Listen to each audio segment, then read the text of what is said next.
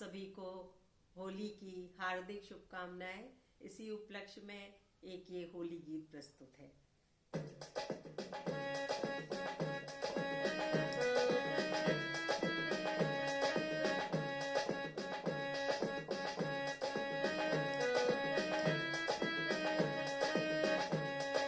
घाघरे में घुंघरू जड़ा दे रसिया, फिर होली में खेलूं।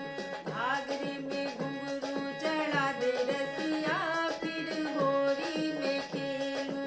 होली में खेलूं मैं, होली में खेलूं, होली में खेलूं कान्हा होली में खेलूं। घाघरे में घुंघरू जड़ा दे रसिया, फिर होली में खेलूं।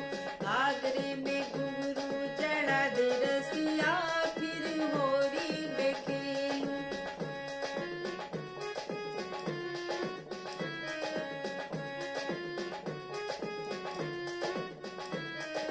नंद बाबा सिके की लहंगा मंगा दे, नंद बाबा सिके की लहंगा मंगा दे।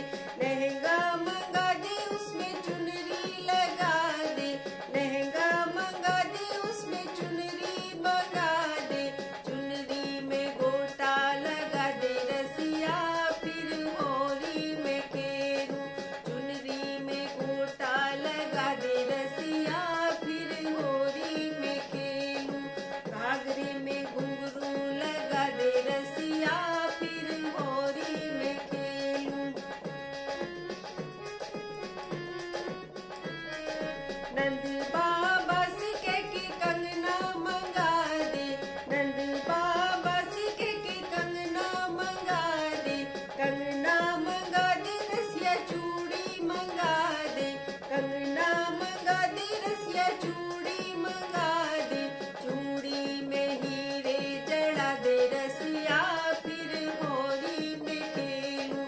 चूड़ी में हीरे जड़ा दे रसिया, फिर होली में खेलूं।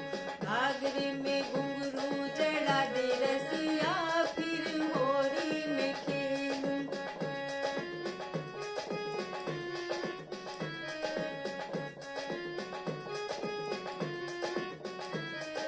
नंद बाबा सिके की कुंडल मंगा दे, नंद बाबा सिके की कुंडल मंगा दे।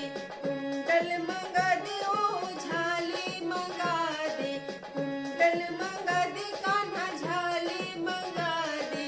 झाली में हीरे जड़ा दे रसिया, फिर होली में खेलूं। झाली में हीरे जड़ा दे रसिया, फिर होली में खेलूं।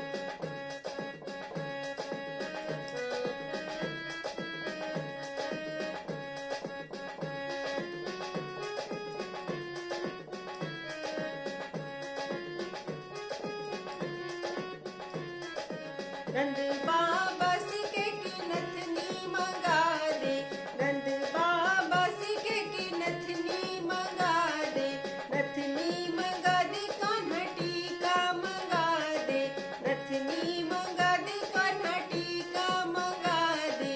टीके में हीरा जड़ा दे